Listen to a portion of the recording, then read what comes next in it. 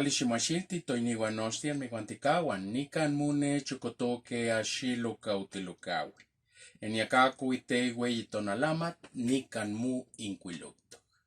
¿Qué tal, hermanos? Bienvenidos sean todos, donde quiera que se encuentren.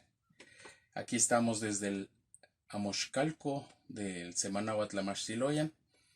Y la razón de este nuevo video es exactamente para celebrar, festejar y no dejar desapercibido que un día como hoy, hace 500 años, el ejército mexica de la Yeytecuyotl se cubrió de gloria.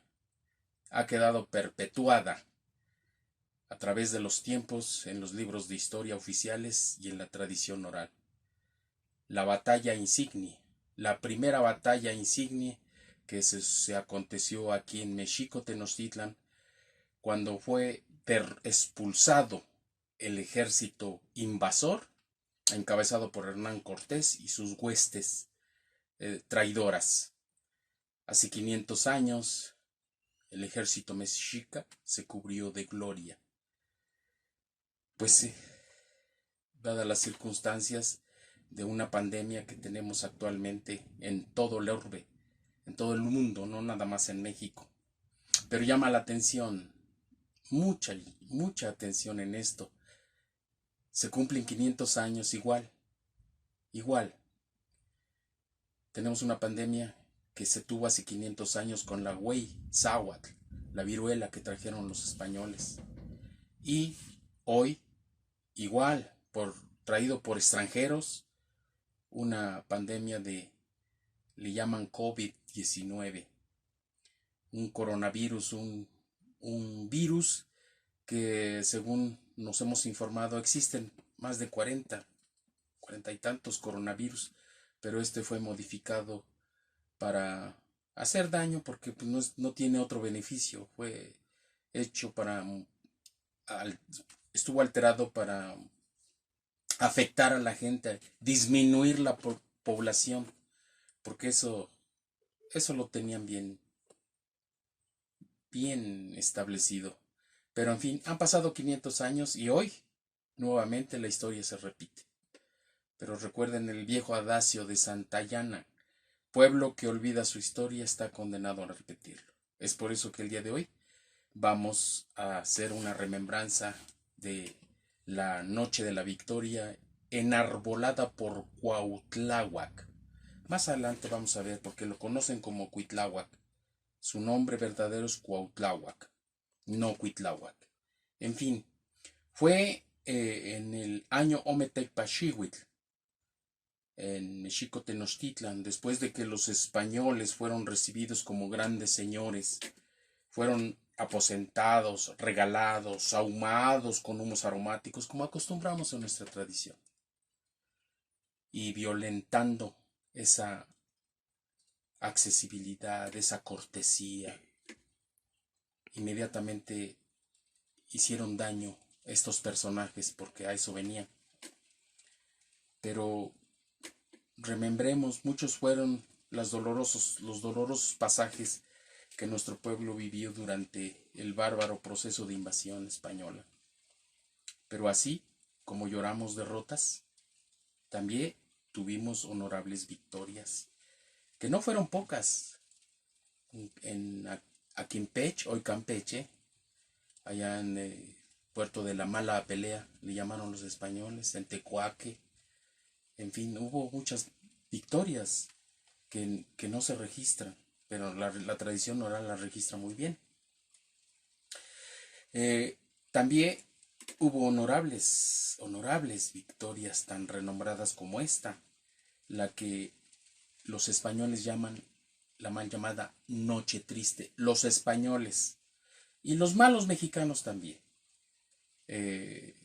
Obviamente así le llamaron los españoles. Nosotros debemos recordar que vencimos, por consiguiente es la noche de la victoria, la noche del triunfo, la noche victoriosa, pero ellos le llaman la noche triste. Y tenemos que recordar que en esos tiempos pues no se sabía de gente de ultramar.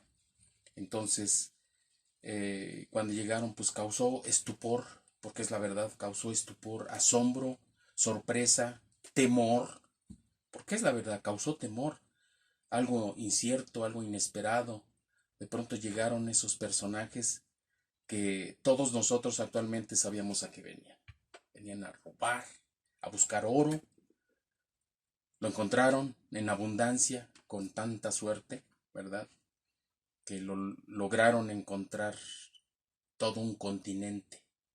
Recuerden que Cristóbal Columbus iba a las Indias, esa ya historia lo hemos dicho desde el 92 y desde antes. Se topó con este continente y bueno, nos llamaron indios. Más adelante siguieron explorando. Hay mucho de qué hablar al respecto, lo diremos en la soberanía de los pueblos del continente, hasta que poblaron Cuba. Coabana se llamaba en la antigüedad. Esa isla gigantesca, Coabana, estaba habitada por las comunidades o los pueblos siboneyes, arahuacos y taínos.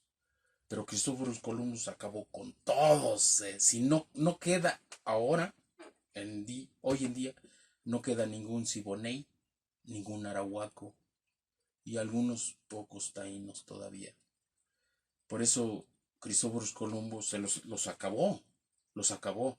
Él mismo sostiene que eran pues, gente muy noble, gente muy accesible, y él los exterminó, esclavizándolos, y se los acabó. Es por eso que después hicieron el tráfico de esclavos de la Costa de Marfil en África. Y es por eso que la comunidad de Caobana, hoy Cuba, son negros traídos de la Costa de Marfil. Bueno, bien, de ahí siguieron explorando y tocó Cortés, la historia consabida de que Diego de Velázquez iba a explorar las islas de tierra firme, según dicen después, ¿verdad? Y entonces Hernán Cortés, con su ambición, se salió, dejó que Velasco hiciera la marina, la flota, para hacer la exploración o la invasión, y resulta de que Hernán Cortés se le adelantó. Esto es muy importante. Se le adelantó y salió sin avisar, utilizando todo el aparato que había hecho Velázquez. Y entonces llega a la isla Mujeres y ahí hace su primera matanza. Recordemos que son islas de pescadores y había puras mujeres, porque los pescadores salieron a la mar Océano a ganarse el sustento y encontraron mujeres, por eso le pusieron Isla Mujeres, y ahí hizo el primer acto de genocidio y de violaciones y de abusos y de robos. En fin, rodearon. Quiero ser más explícito porque nos interesa más la noche de la victoria. Y entonces todo esto ya lo sabía Moctezuma. De hecho, hay algo que no dicen, y en la tradición oral lo sabemos. Hay algo que no dicen, porque dicen que Moctezuma le tuvo miedo, que no sabía. Mentira. Cuando estaba Axayácatl, su padre, Moctezuma era el teopixque de el gran templo. Y desde ese entonces, estamos hablando de 1492, cuando él llegó a las Antillas, se corrió el rumor por el medio de intercambio comercial. De ahí llegó al Mayab y del Mayab llegó aquí a México. Se sabía que habían llegado hombres, caras pálidas, hombres blancos. En ese entonces, Moctezuma todavía era teopixque, y bajo el señorío de Axayácatl. Pasaron 15 años para que entonces ya estaba en la autoridad, en el mando, Moctecuzomatzin, y entonces recibió él ya personalmente la noticia de que esos hombres blancos habían llegado a las islas de el Mayab, habían llegado al Mayab y venían todo haciendo esos desmanes. Era por todos sabido y conocido que los Yanquic, los recién llegados, Yanquic es un término náhuatl, Yanquic quiere decir los nuevos, los recién llegados. Ahora, por ejemplo, le dicen yanquis, pero es un término náhuatl, así le llamaron los Yanquic. Y venían cometiendo todo tipo de tropelías, actos infames en las poblaciones que los recibían como grandes señores que les ofertaban regalos, cortesía, alimentos. Por lo que Moctezuma Xocoyotzin convocó al Tlactocan Nechicolistli, al Parlamento de Gobierno o al Consejo de Gobierno, al que acudieron todos los tlatoqueme, es decir, todos los consejeros parlamentarios o senadores, hoy diríamos los senadores, para deliberar si habrían de recibirlos como lo marcaba el costumbre y la tradición, o combatirlos y que regresaran por donde vinieron. La deliberación quedó dividida. ¿Por qué? Porque como ahí estaban los Tlactoqueme y los Hueytlactocan y Chicolistli, todos, porque había muchos, y el Supremo Consejo, el Hueytlactocan, pero también estaba el Cihuatlactocan, el Consejo de Mujeres. El Gran Consejo de Mujeres opinó que sus actos crueles, felónicos, demostraron lo incivilizados e inhumanos que eran y debían combatirse hasta abatirlos. Sin embargo, los grandes jefes y generales dijeron, no, pues una partida de salvajes, pues nosotros somos millones, somos miles, no nos pueden hacer nada. Además, hay que vean la civilidad del pueblo mexica, que vean la grandeza del pueblo mexica. Ellos han demostrado ser crueles, viles, pero eso obedece a su ignorancia. Hay que recibirlos, no hay que tener miedo. Total. Hubo debate, hubo mucha dialéctica y no se llegaba a ninguna conclusión hasta que el Cihuacóatl, el gobernante interior, se dirigió al jefe de la defensa de la Confederación de Anáhuac. En ese entonces era el Tlaxcalcatl Cuautlahuatzin, y directamente le inquirió cuál era su visión y su punto de vista. Él, como era un hombre flemático, de carácter, de pocas palabras, más bien de acción, pero todos lo respetaban y lo admiraban por su sabiduría, su grandeza y su determinación. Este Cuautlahuatzin era hijo de Axayacatzin, el antiguo, y era hermano de Moctezuma.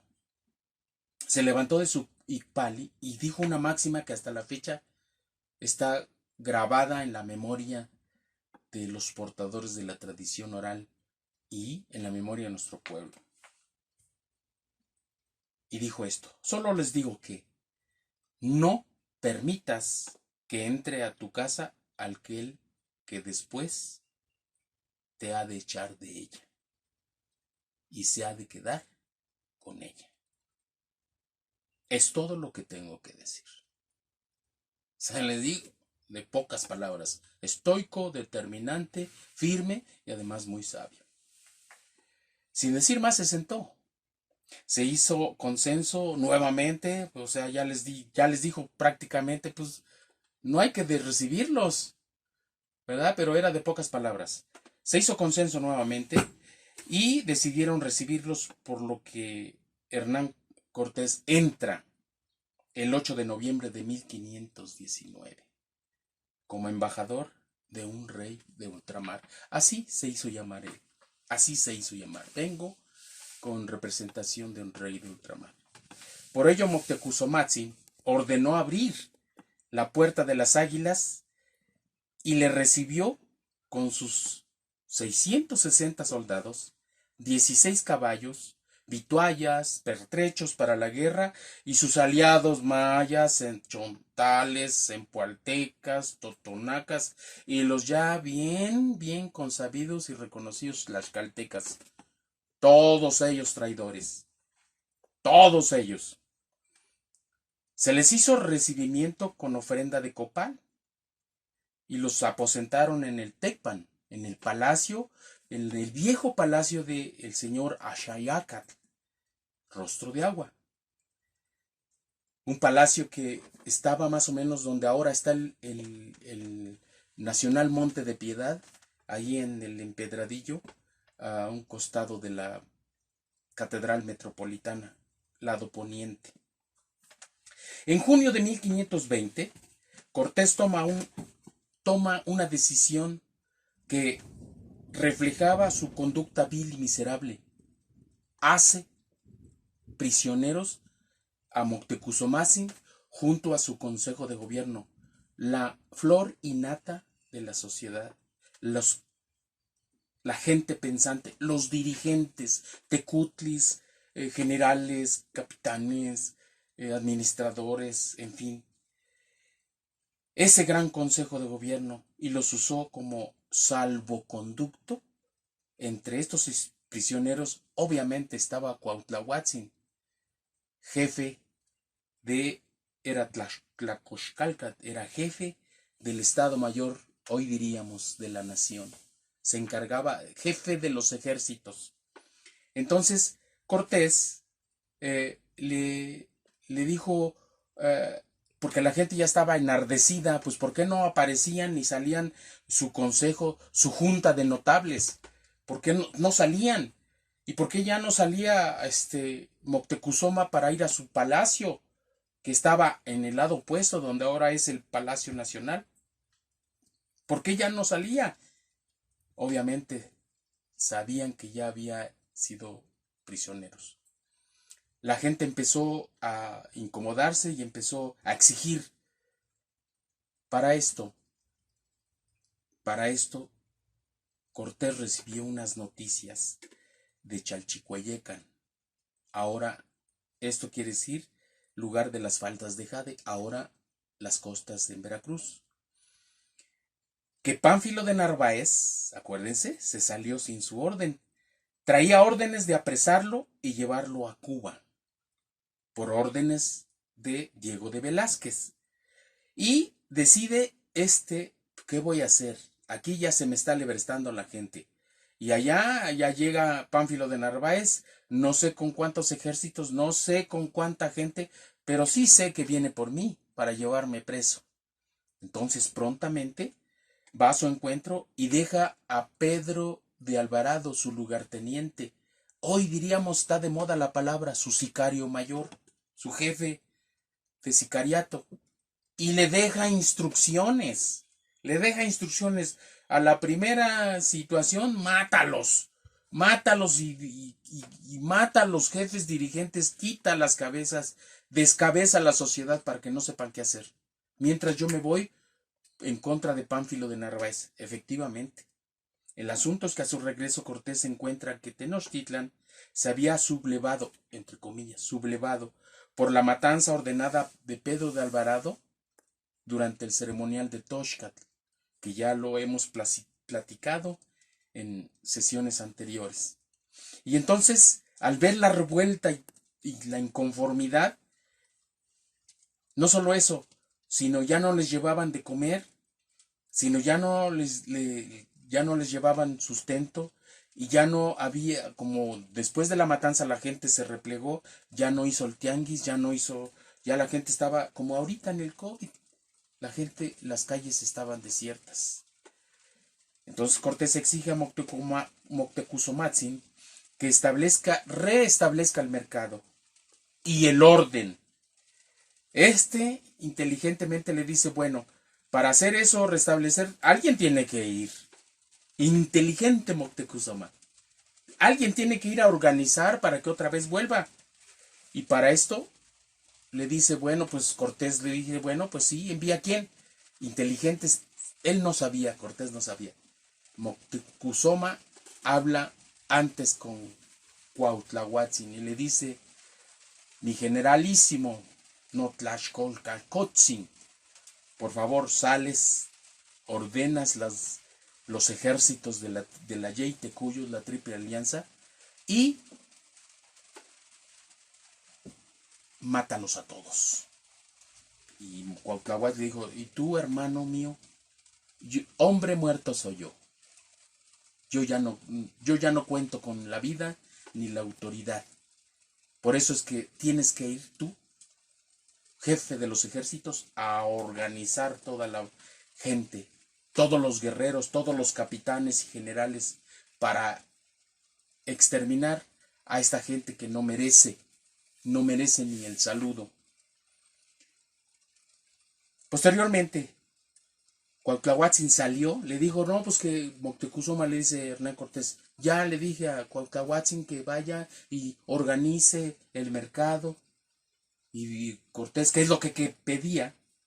¿Verdad? Porque una ciudad que no tiene control, pues no puede ser dueño de ella. Al quedar libre, Cuautlahuatzin encabezó el levantamiento, ordenó las huestes, ordenó los bastimientos, las vituallas, las armas, y organizó todos los ejércitos. Y digo todos porque no nada más era uno. Recuerde que la Yeytecuyos es la triple alianza de las tres cabezas más grandes. Tenochtitlan, que contaba dos: México Tenochtitlan y México Tlatelolco. Era una ciudad dual. Texcuco y Tlacopan. Realmente entonces eran cuatro, pero se conoce como México Tenochtitlan, México Tlatelolco, una. Era una ciudad gemela. Y entonces, pero no solo eso, sino todos los pueblos ribereños que estaban a lo largo y durante la travesía de los 5 lagos que constituían la cuenca de Anáhuac. Encabezó el levantamiento y atacó con tal fiereza que diezmó al ejército español. Después de esto, Cortés exigió a Moctezuma subir. Primero le inquirió: oye, ¿quién es el que está? No, pues ellos ya, yo ya no tengo autoridad. Ellos ya nombraron otro. Porque además le dijo a Cuauhtémoc: haga nombramiento para sacar un nuevo Tlactuani. Porque preso yo no puedo ejercer esa función. Y efectivamente así lo hizo, con exactamente lo pronosticado por Moctecuzomatzin. ¿Qué quiere decir? Eligieron no solo como Tlacoxcatl de la defensa de Mexico Tenochtitlan, sino lo eligieron Tlactuani, porque él tenía toda la autoridad que Moctezuma le había dado.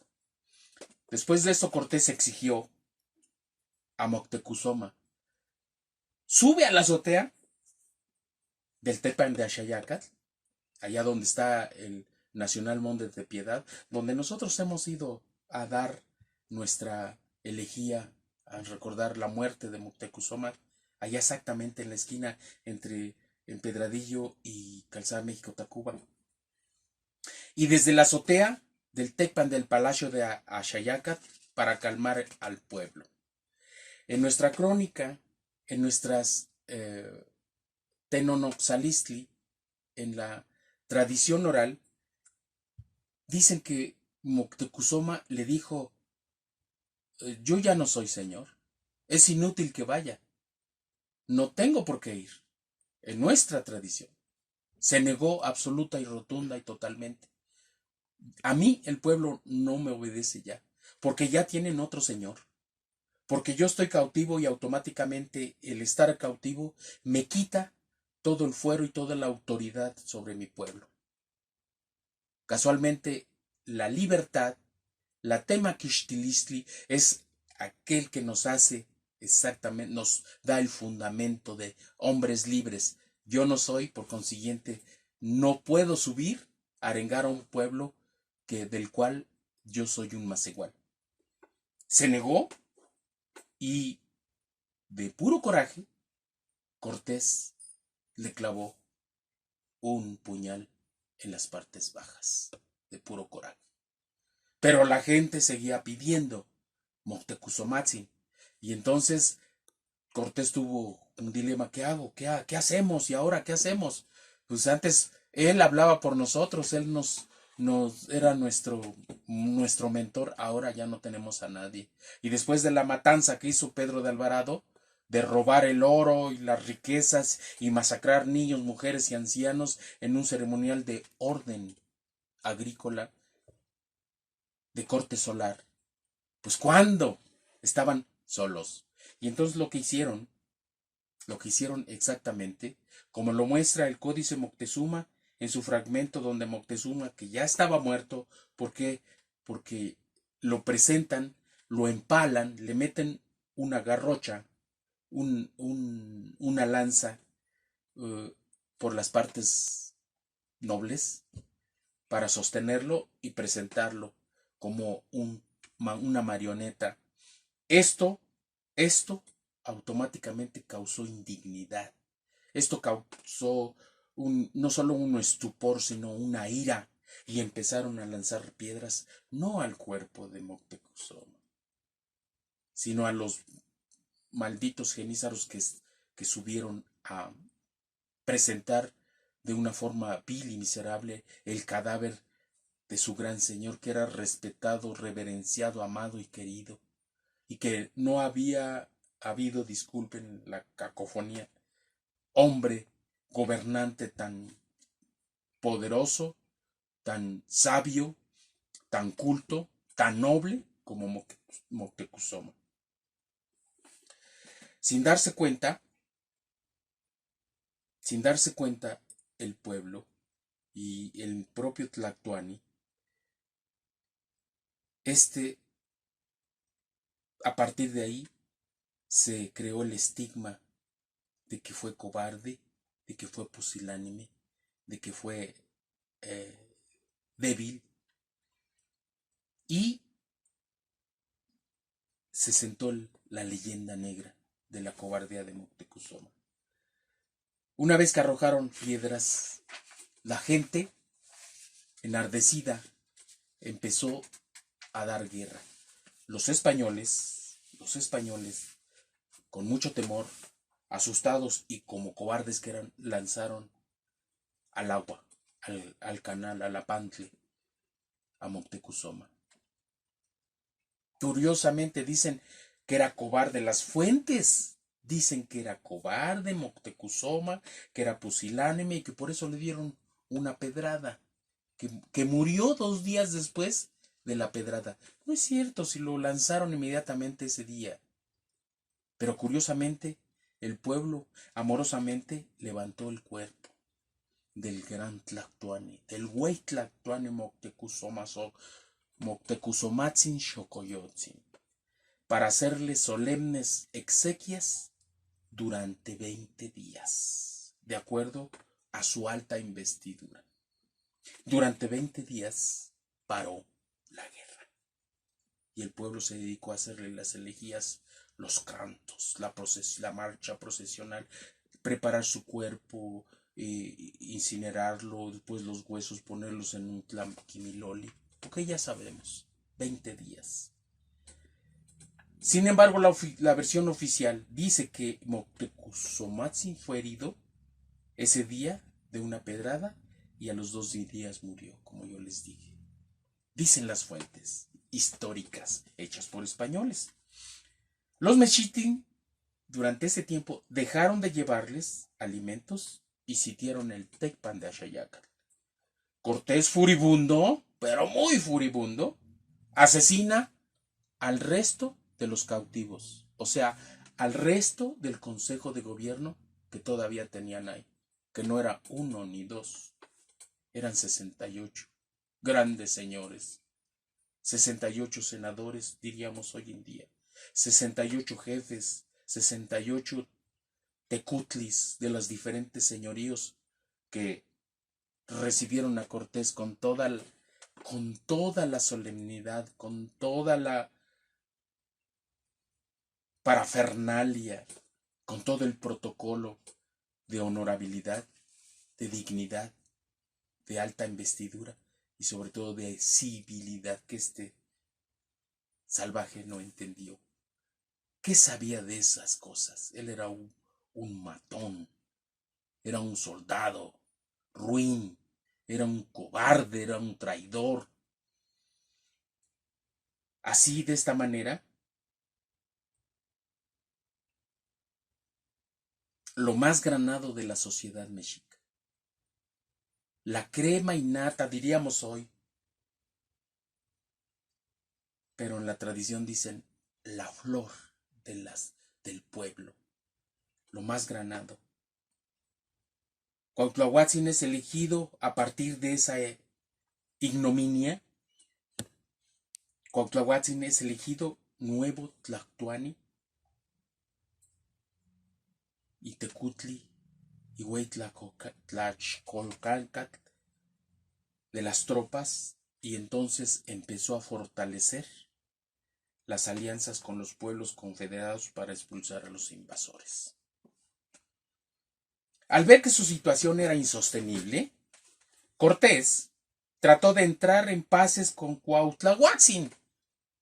Fíjense nada más, todavía que asesina, roba, quita el oro de los techos, los muros, las paredes, los pisos, levanta el oro, roba el...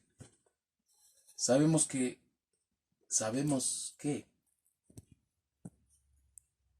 al fundir todo ese oro eran 2,5 toneladas. ¿Cuál fue la respuesta de Cuautlahuatzin?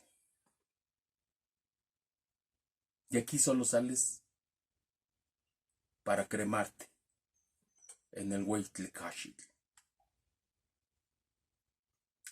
Al no lograr esto, intentó una salida por la fuerza. O sea, si no puedo salir, de que salgo, salgo. Pero resulta de que la población estaba tan enardecida que lo regresaron por donde querían salir. Regresaron a su... Ya no era palacio entonces, ya era su cuartel. El viejo palacio de Axayácatl, antes hermoso, ahora ya era un cuartel. Que ya todas las paredes de afuera estaban apedreadas y ya... Eso de aventarles jitomatazos, todas las paredes estaban llenos de verduras, de jitomatazos, de chilazos, como muestra de repudio, como muestra de asco vomitivo. Cortés reunió a su gente y acordaron salir de la ciudad en la noche del 30 de junio, un día como hoy, pero de 1520, es decir, en el año Ometepalchihuitl. Como los puentes habían sido destruidos, dispuso armar uno portátil. El tesoro de Moctezuma, después de fundirlo, se hicieron 3 tantos. 3 tantos. O lo dividió en 3 secciones para salir huyendo. Y el contingente se dividió en 3 secciones. La primera sección, el que va a la vanguardia, llevaría el puente portátil.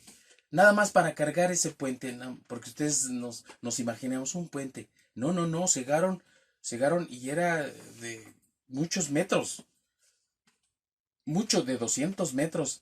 Tan solo para cargar ese puente se utilizaban 800 tlaxcaltecas. Eso lo relata Hernán Cortés. 800 para llevar el puente portátil que iba a poner donde habían cortado los mexitín, todos los puentes. Recuerde que la calzada estaba rodeada por los lagos y las calzadas era para tocar tierra firme.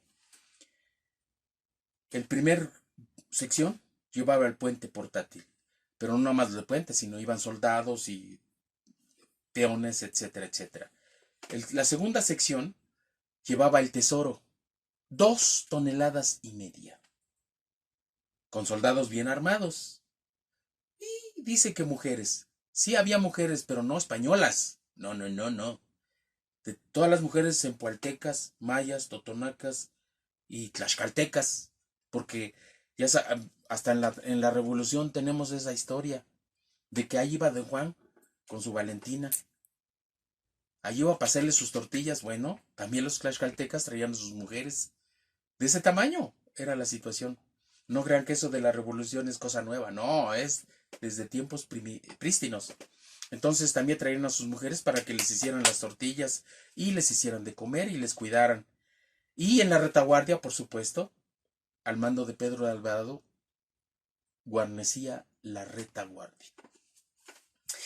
Y en la madrugada del 30 de junio de 1520 inició la marcha en silencio por la calzada de Tlacopan. El mismo Cortés dice a cencerros tapados. ¿Qué se entiende a cencerros tapados? A los cascos de los caballos les pusieron gamuza, les forraron las patas para que no se oyeran. Y todos, ¡qué cuadro! Primero dicen que son grandes señores, son recibidos con toda la parafernalia, con todo el respeto, la reverencia y el protocolo. Hacen masacre, hacen matanza, lo que dijo Cuauhtémoc. Y después salen como cobardes, como viles ladrones, como alimañas que eran.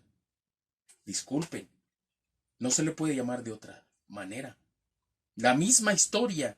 Curiosamente, la misma historia hecha por los españoles, por el mismísimo Hernán Cortés, cuando él dice, salimos el 30 de junio de 1520 a cencerros tapados, saliendo de esta ciudad, por la calzada que va a Tlacopan, con ordenanza de no hacer ruido. Pero una anciana que salió a la madrugada. Eran las 3 de la mañana y salió en la madrugada a Chipintli, a la fuente, donde ahora está el Museo Nacional de Arte, donde está el caballito. Ahí estaba una fuente.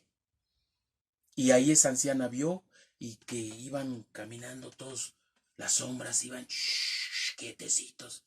Y entonces allá se llamaba el barrio de Nilpantongo Calpan, donde ahora está el Palacio de Minería y el Museo Nacional de Arte. Está el caballito. Inmediatamente que los descubrió, echó el grito: Amexictin! Los pinacates, Ashcantin, Anyaske. Estos pinacates apestosos están yendo. Y la voz de alarma cundió. Y empezaron el tlapanhuehuel, el panhuehuel y los atecocoles a sonar. Obviamente que estaban sitiados y obviamente que toda la comunidad guerrera estaba esperando las órdenes. Y a la señal de esos tambores empezaron a sonar la alerta y la laguna se cubrió de canoas repletas de guerreros al mando de Cuautlahuatzin Tlacoxcalcan, Hueytecutli y Huanaxca Hueytlactoan. Aquello se tornó un caos. Aterrorizados, todos los soldados, queriendo pasar al mismo tiempo, se hundieron el puente provisional y por supuesto murieron cientos, porque nada más los tlaxcaltecas eran 3,000, nada más. Y como ya vimos, Hernán Cortés con sus 660 soldados y sus 16 caballos y yeguas, en fin, se formaron montones de cadáveres. Murieron ahogados todos esos guerreros. Con ese mismo montón de cadáveres se formó naturalmente un puente y algunos lograron pasar salvándose y Cortés fue derribado de su cabalgadura. Nuestra tradición oral dice que fue Cuauhtémoc quien lo derribó. Nuestra tradición oral, no hay ningún documento que hable de eso. Pero lo que sí se sabe, que Pedro de Alvarado, alguien puso una viga para pasar el foso de Tolcaloapan y por ella pasó Pedro de Alvarado. Unos dicen esa versión, otros dicen que agarró una pértiga, una lanza, y que hizo el salto, que le llamaron después el salto de Alvarado. Que aunque estaba herido, recogió a su paso a Cortés, que estaba tirado en el suelo, quien llamó a este episodio la noche triste, cuando lloró vencido en su derrota, disculpen la expresión, bajo el vetusto ahuehuete que en la tradición oral se maneja que era en Totoltepec. La historia oficial dice que es en Popotla. Solo quedó un tercio de las huestes invasoras, un tercio. En su rápida huida, los sobrevivientes todos, heridos, siguieron el camino hacia Tlaxcala, después de su lastimera derrota. Sin embargo, cuando se hundió el puente portátil para cruzar el Apantli de los toltecas, de Tolcaloapan, ahí quedó esa gesta de Pedro de Alvarado. Por ese canal se encontraba donde ahora es Avenida Reforma y el eje 1 Poniente, Guerrero. Ese gran tramo ahí estaba el puente de Tolcaloapan, el puente de los toltecas. Y ahí fue donde Alvarado hizo su salto o pasó en una viga levantando a Cortés. Al cruzar el Apantle, el llamado puente de Alvarado, la retaguardia no logró salir y retrocedieron al ver, era una nube de flechas, el cielo se oscurecía, recordemos que estamos en época de lluvias, se oscurecía de todas las flechas, todas las lanzas, los tlacochtlis que caían al ejército invasor. Y por supuesto, muchos de ellos fueron prisioneros al retroceder, fueron hechos prisioneros y juzgados y ejecutados con la pena capital. No había de otra. Fueron juzgados, sentenciados y ejecutados. Los historiadores llaman sacrificados. Qué cosa curiosa. Qué cosa curiosa. Todavía Estados Unidos tiene la pena capital de la cámara de gas y ya la silla eléctrica creo que ya la quitaron, pero todavía la cámara de gas o la inyección letal. Bueno, ahí era cortarles la cabeza y exhibirlos en el Zompantli como muestra de ejecución. Pero obviamente, ya saben, la historia oficial dice que fueron sacrificados a sus dioses. Bueno, está bien. Una mentira repetida 1000 veces se convierte en verdad. Así dice Hegel. Para ellos, nosotros sabemos cuál es la otra verdad, nuestra versión. Este acontecimiento dejó una huella muy profunda en sus mentes y ulteriormente cuando tomaron Mexico Tenochtitlan, en ese lugar levantaron un monumento a las ánimas conquistadoras. Todavía está. Ese monumento está exactamente en la calle, en la avenida Reforma y en la avenida Rosales de la calzada México-Tacuba, donde está el templo de San Hipólito.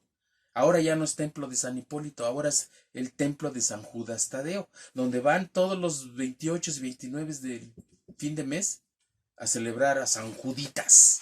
Bueno, en la mera esquina, ustedes pueden ver, ahí está ese monumento a las ánimas conquistadoras. En ese templo de San Hipólito, en la esquina de Avenida Reforma y Rosales. El gobierno de Cuauhtémoc, desgraciadamente, duró 80 días, 81, pero 80, en los cuales, durante su gobierno, reunió un ejército de 3 divisiones, la Yeite-Cuyot, la Triple Alianza, con más, escuchen ustedes, con más de 600,000 yaotecame, guerreros de toda la Confederación de Anáhuac. Pero desgraciadamente en noviembre de 1520, a los 44 años de edad, fue víctima nuestro generalísimo Cuautláhuac de la Huey Tozáhuatl, la viruela, la peste desconocida e introducida por los españoles. Esto provocó un mal, una mortandad, otra mortandad, posiblemente al doble del Templo Mayor, porque se extendió por todo el Anáhuac. Y este mal acabó con la existencia de nuestro generalísimo, pues no se conocía cura alguna. Desde 1520, el generalísimo se le otorgó el título de invicto. Así como llamamos Moctezuma el Magnífico, a Cuautlahuatzin le llamamos Cuautlahuatzin el Invicto, porque no fue derrotado. Por la gran gesta de vencer y expulsar por vez primera al extranjero invasor, y porque nunca fue derrotado, razón por la cual se le recuerda, como les acabo de decir, Cuautlahuatzin el Invicto. Una vez que falleció víctima de la peste, le sucedió en su cargo aquel que arrojó la primera piedra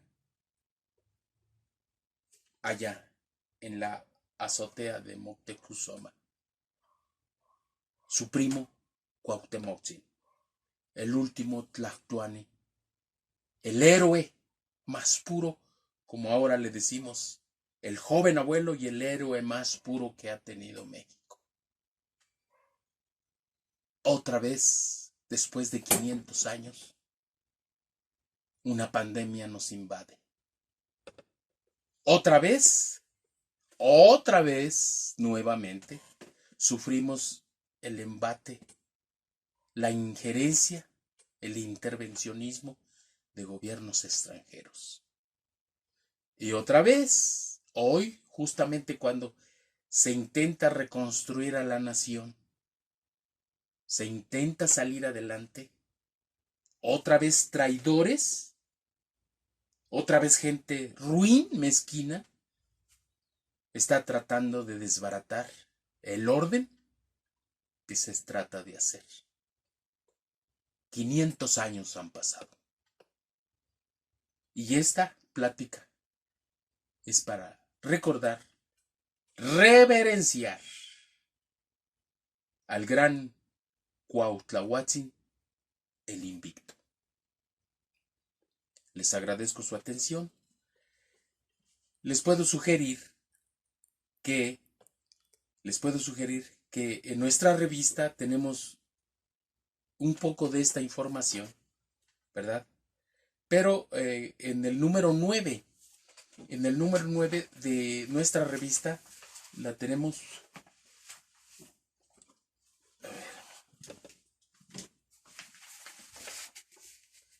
El número 9, es el 8. Es el 8.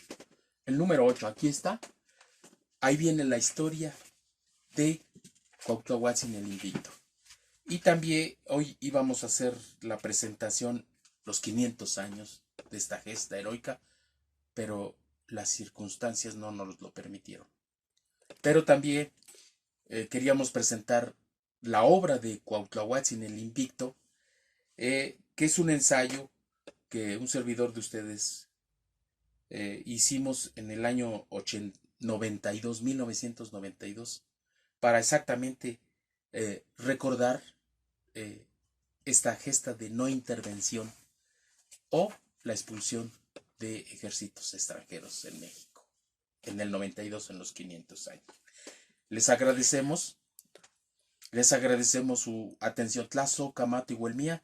También les decimos que más adelante, el día de mañana, haremos de cómo se rescató esta ceremonia, quiénes lo hicieron, dónde lo hicieron, por qué lo hicimos y para qué lo hicimos, mostrando el historial de este trabajo que es de todos, para todos, por todos.